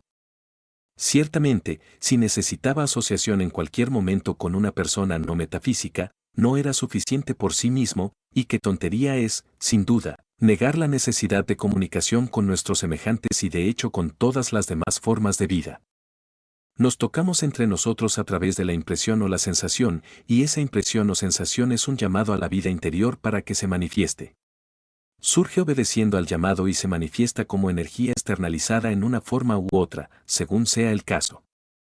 Por supuesto, es la vida interior todo el tiempo la que está trabajando a través del rayo A y tocando el rayo B, o a través del rayo B y tocando el rayo A, pero la acción exterior coexiste con la vida interior y es esencial para ella. De hecho, cada una es correlativa a la otra, y una no puede estar sin la otra a menos que uno pueda suponer que todo el campo de expresión sea borrado de la visión, en cuyo caso habría poco argumento a favor de cualquiera de las facciones del yo soy o del yo hago.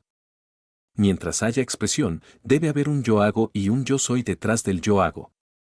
Yo, como el Lyoasowa, lo que significa que yo, fuerte en la conciencia de mi unidad con el centro de la existencia de donde fluyen todas las cosas, yo, en este centro fuerte, puedo establecer una actividad que es mayor que la actividad ordinaria común al hombre.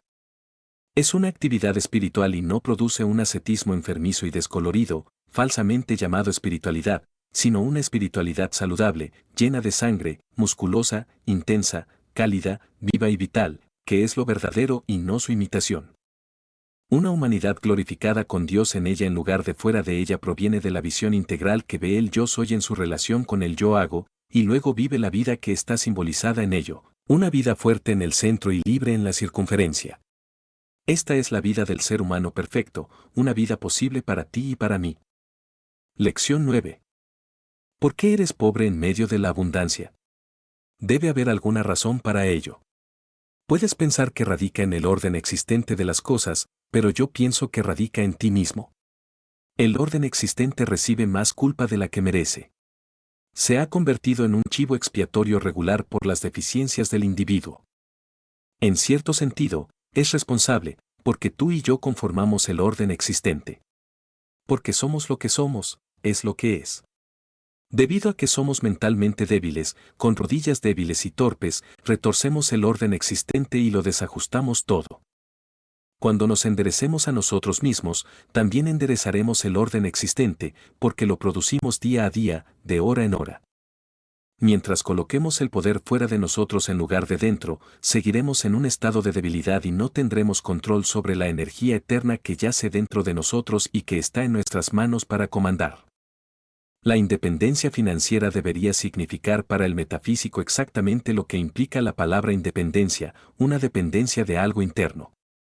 En lugar de eso, la tendencia es buscar afuera aquello que deseamos que llegue a nosotros.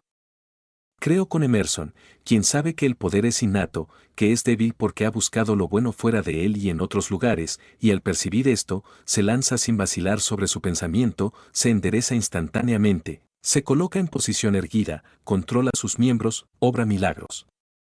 Al igual que un hombre que está de pie es más fuerte que un hombre que está de cabeza. Les digo, amigos, el orden existente de las cosas no tiene nada que ver con nuestras desgracias y nuestra pobreza. Si lo tuviera, no veríamos individuos aquí y allá progresando a pesar de ello. Nada puede arrastrarnos hacia abajo excepto nosotros mismos. Ninguna circunstancia puede mantenernos abajo si tenemos la voluntad de elevarnos. Si has aprendido la verdad que he intentado inculcar a lo largo de esta serie de lecciones, si puedes verte como un rayo que procede de la energía central, si puedes darte cuenta de que en esa energía central yacen potencialmente todas las cosas que quisieras ser y que puedes llamarlas desde dentro. Entonces estás firmemente plantado sobre tus pies, con la cabeza erguida, el pecho elevado, los pulmones inflados y el poder en tu mano derecha, listo para la acción. El orden existente de las cosas entonces no tiene poder sobre ti, porque, sea lo que sea, tú, con tu actitud mental, has despejado un espacio para tus energías y te has ganado un lugar en las actividades del mundo. Imagen que estás de pie así, y tan grande es el poder de la imaginación que en poco tiempo tu imagen se convertirá en una realidad externa.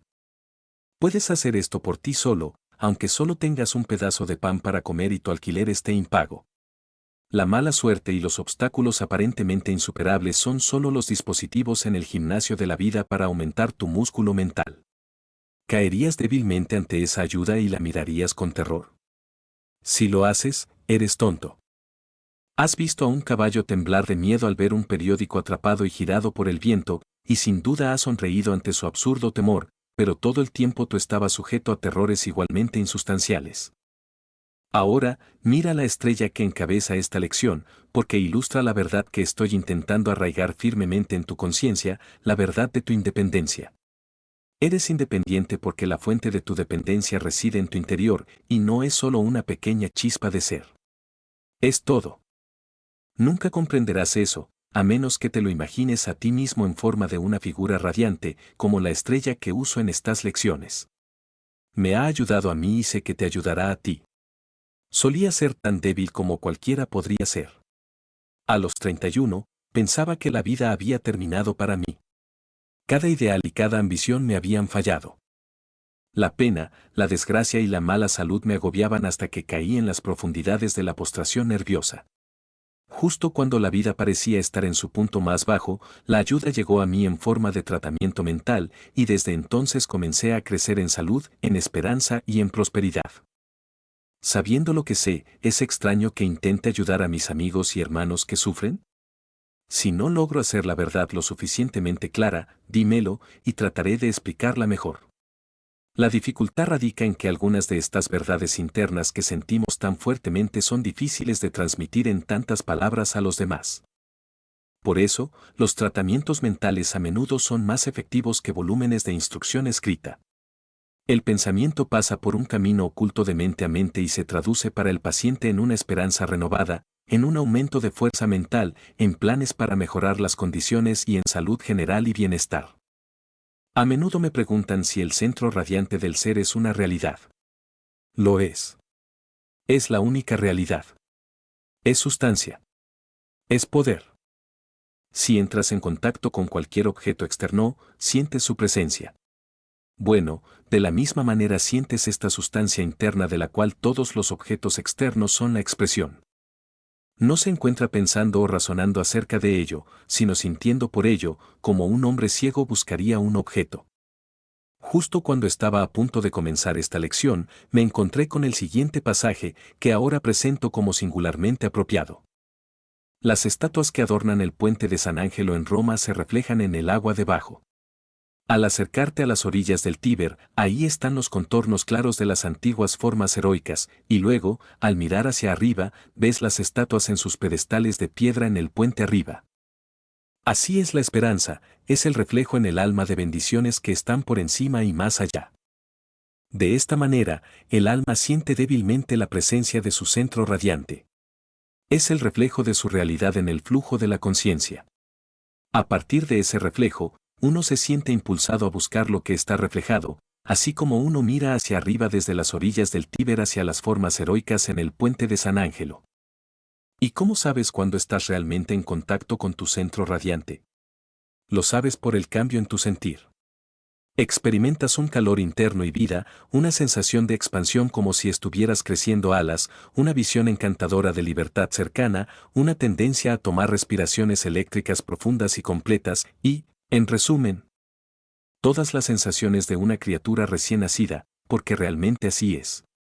Las cosas viejas han pasado y todo se ha vuelto nuevo. Te encuentras en un nuevo mundo de pensamiento y sentimiento. La juventud vuelve a ti con todo su encanto y misterio de vida que se abre, y comienzas a crecer, crecer, crecer, como una hermosa flor desde tu centro radiante. Otros pueden tratar, mediante mucho razonamiento, de desentrañar el misterio de la vida. Para mí es suficiente vivirla. No pido una alegría mayor. Y para vivirla, uno debe comenzar según la ley de la vida y desplegarse desde un centro. Desde el organismo más pequeño hasta el más grande, esta ley regula el crecimiento y la vida. Todo lo demás es un mosaico muerto. Eres un organismo vivo, pero el crecimiento puede detenerse en ti y puedes necesitar el toque de la vida. ¿Vendrá a ti? Sí. El sanador no puede hacer más que despertar la energía latente dentro de ti, pero eso es algo que vale la pena hacer y es completamente esencial. En eso radica el valor del tratamiento exitoso. Despierta en ti una sensación del poder dentro de ti mismo. La sensación es el poder. Ahí lo tienes. Si tienes la sensación de poder, tienes el poder. Que el poder esté contigo para hacer y llegar a ser todo lo que deseas. Todo el poder es tuyo. Lección 10. Si me preguntaran por qué estándar juzgo cualquier sistema de enseñanza, debo responder que su mérito se estima por la cantidad de alegría que trae al mundo. Creo que no hay un mejor o más verdadero criterio. Todas las religiones, incluso si su pensamiento central es la negación de sí mismo, el sacrificio y la penitencia, ofrecen la esperanza de una paz y felicidad futuras. Sin esto, perderían instantáneamente y para siempre todo poder sobre los corazones de los hombres.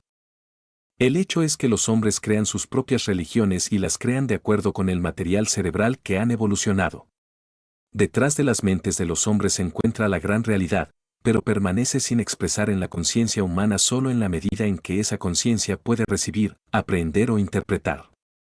A medida que recibe, aprende e interpreta más claramente la gran realidad de la que hablo, se ve como la fuente de la felicidad y también se ve que no impone penitencia, sufrimiento, enfermedad, pobreza o miseria a ningún hombre. Ni siquiera inflige castigo presente como medio para futura bienaventuranza. Entonces, ¿de dónde vienen el sufrimiento, la enfermedad, la pobreza y la miseria? Son incidentes o acompañantes del crecimiento y marcan el paso del alma hacia la luz. Me aventuraré a afirmar, con la fuerza de una ley que se manifiesta en toda la naturaleza, que toda cosa que crece siente dolor, carencia y opresión en las etapas iniciales de su crecimiento. La pequeña semilla no habla del peso de la tierra sobre su pecho o de la oscuridad en la que está envuelta su vida, pero sé que la siente, igual que nosotros, solo en menor medida. La siente como experiencias desagradables en su crecimiento, pero afortunadamente todas se olvidan cuando obtiene su libertad en el aire y la luz arriba. Seguramente la apoteosis de una planta no puede ser más que la de un alma humana y, por virtud de la compensación, una felicidad nos espera a todos, proporcional a nuestro dolor. Está escrito en todas las cosas, así como en nuestros corazones.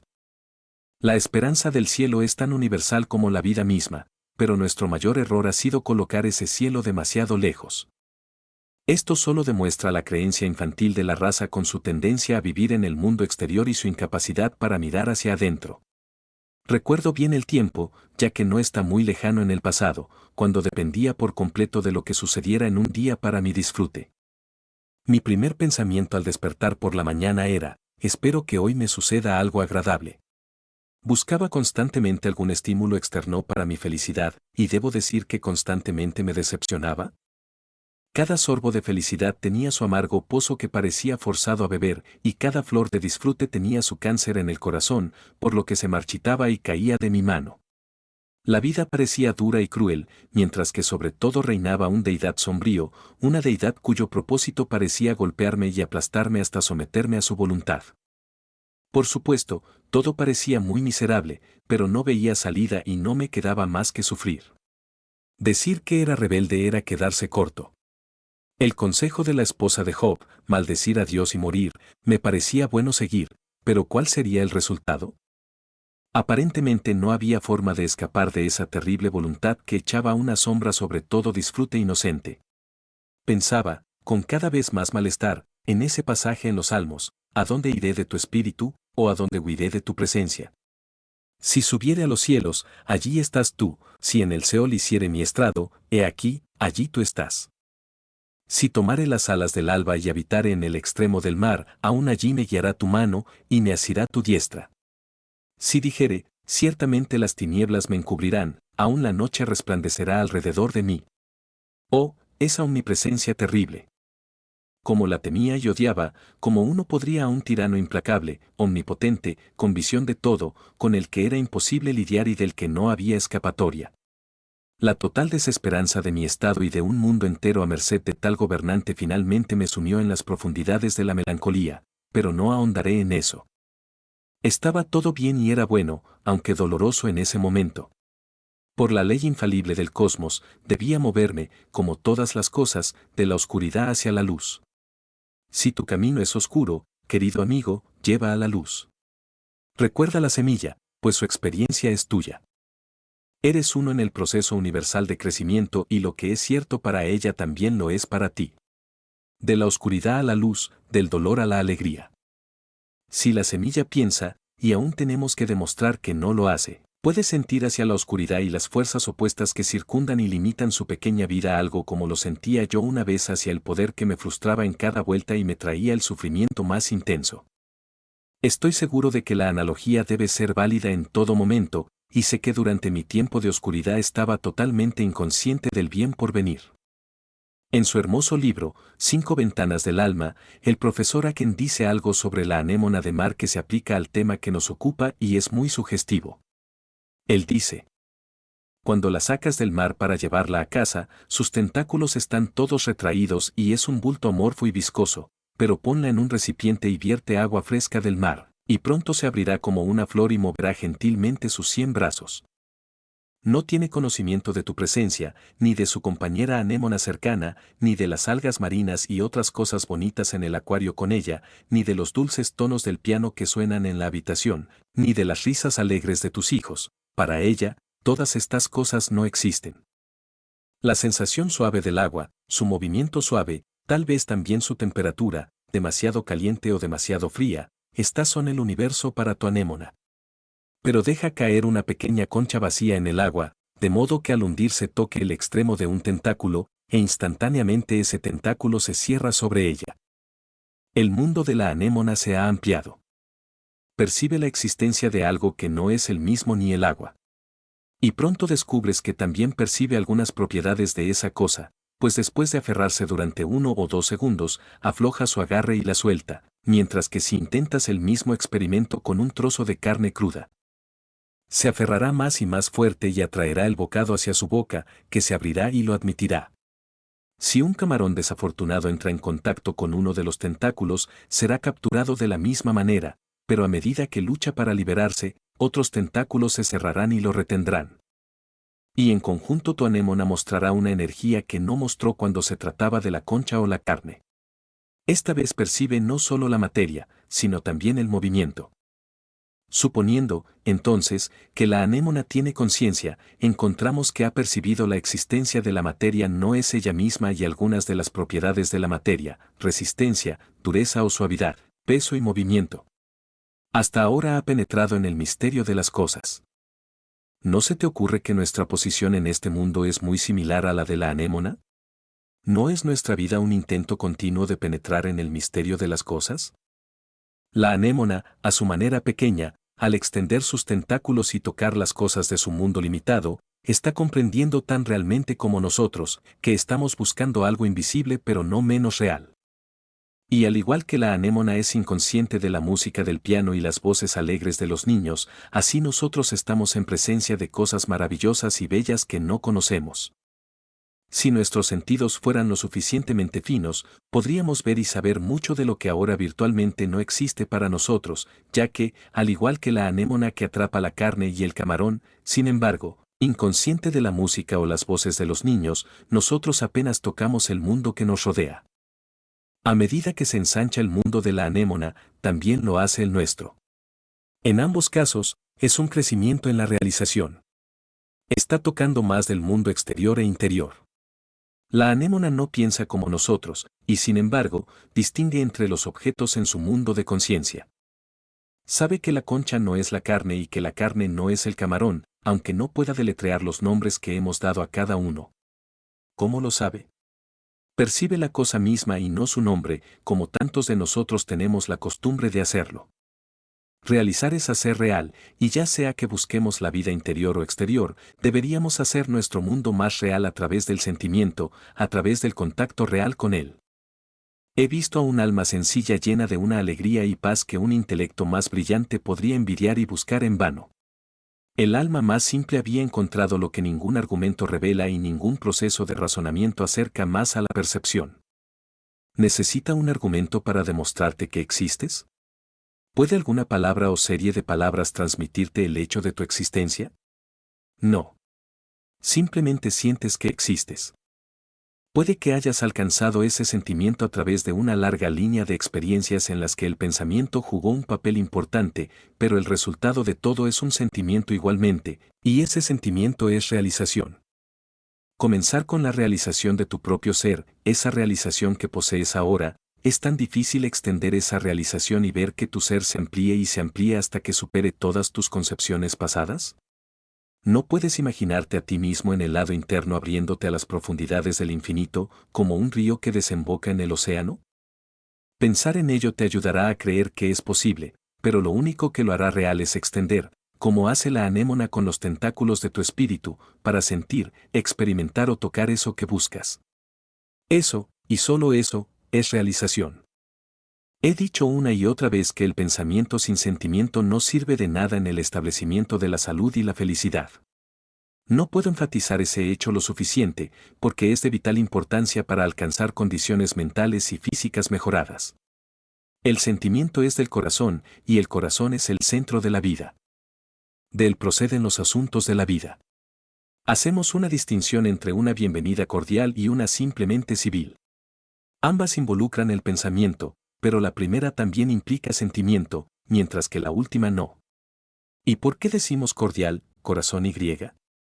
Porque viene del corazón y, por lo tanto, está lleno de vida. Permíteme ilustrar aún más. No hace mucho tuve una transacción comercial con una persona que reclamaba 25 pesos más de lo que yo creía que le correspondía. El resultado fue una discusión en la que ninguno estaba convencido.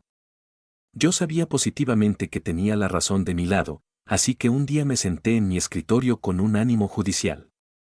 Sentí que cada fibra de mi ser se endurecía en interés de la justicia y sumergí mi pluma en tinta para escribir página tras página justificando mi propia posición. De repente, sin advertencia y aparentemente sin causa, mi estado de ánimo se suavizó y escribí: querida, tienes razón. Los 25 pesos son tuyos. Aquí tienes mi cheque por esa cantidad.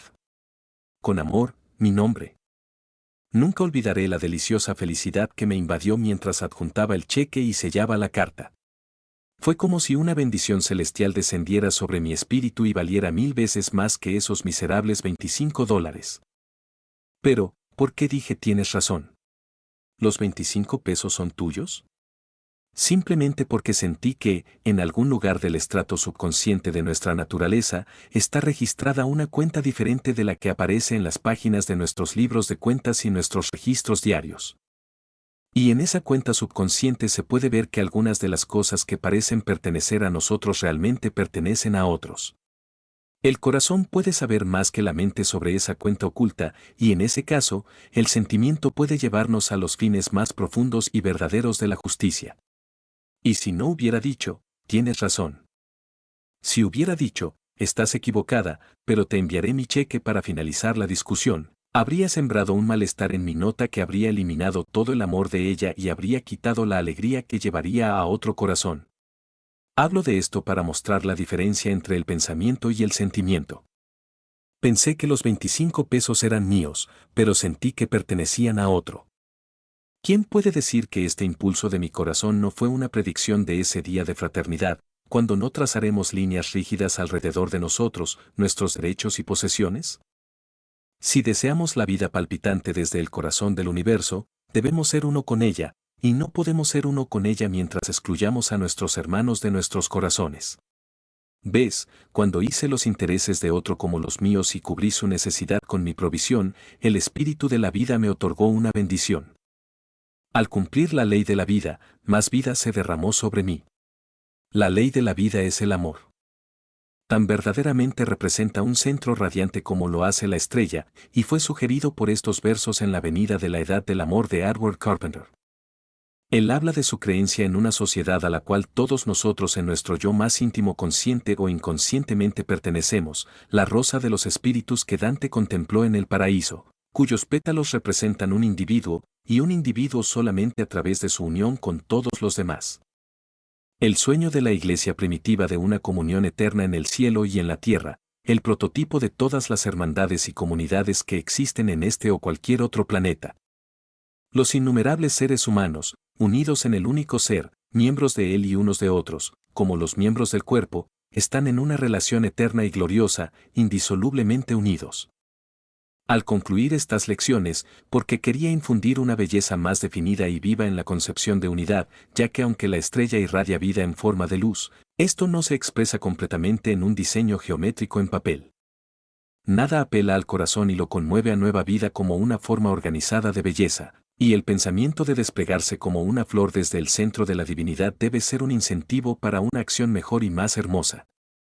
La forma, el color, el aroma de una flor nos deleitan a través de los sentidos, es cierto, pero al mismo tiempo hay un sutil y no reconocido llamado a la vida interior, porque la voz callada de la divinidad está diciendo a través de la flor, contémplame en este mi símbolo. Yo estoy en el centro y yo estoy en la circunferencia. Yo soy Dios en el centro de la rosa, yo soy el hombre en sus pétalos, y junto a mí no hay otro. Sentir esto, queridos amigos, es el primer paso en la realización. No es algo tan difícil. Estamos acostumbrados a considerar las cosas externas, que pueden verse y tocarse, como reales, y a las cosas invisibles como irreales, cuando en realidad es al revés. Hemos desarrollado sentidos rudimentarios con los que vemos y tocamos estas cosas externas y nos queda por desarrollar sentidos más refinados con los que sintamos las cosas internas. Un vidente dijo una vez, las cosas que se ven son temporales, pero las cosas que no se ven son eternas. Realización significa llevar la conciencia exteriorizada de vuelta al centro donde toca o es consciente del espíritu del poder. Significa permanecer tranquilo y sereno en ese centro mientras también nos extendemos en una actividad saludable. Alcanzar este lugar en la conciencia, tan tranquilo, tan maestro, tan creativo, tan bendito, es el completo fin y objetivo de estas lecciones en la realización. Pueden parecer a mis lectores muy parecidas a una melodía que se toca en una sola cuerda, con muy poca variación, y de hecho, lo son, porque conozco bien los tortuosos y errantes caminos por los que tantos luchan para escapar del laberinto enredado de muchos senderos. Se necesita un atajo definido, directamente fuera del bosque. Me encontré con él y me llevó afuera. Ahora, colocaría un cartel, señalando el camino a otros. Con toda mi alma creo que no hay necesidad de infelicidad, de fracaso, de pobreza o enfermedad. Y también creo plenamente que se acerca el día en que cada alma reconocerá su propia divinidad y morará en majestad en el centro del ser, controlando las circunstancias y resplandeciendo con vida y poder. Gracias por escuchar con Literatura a tu mano. No olvides suscribirte.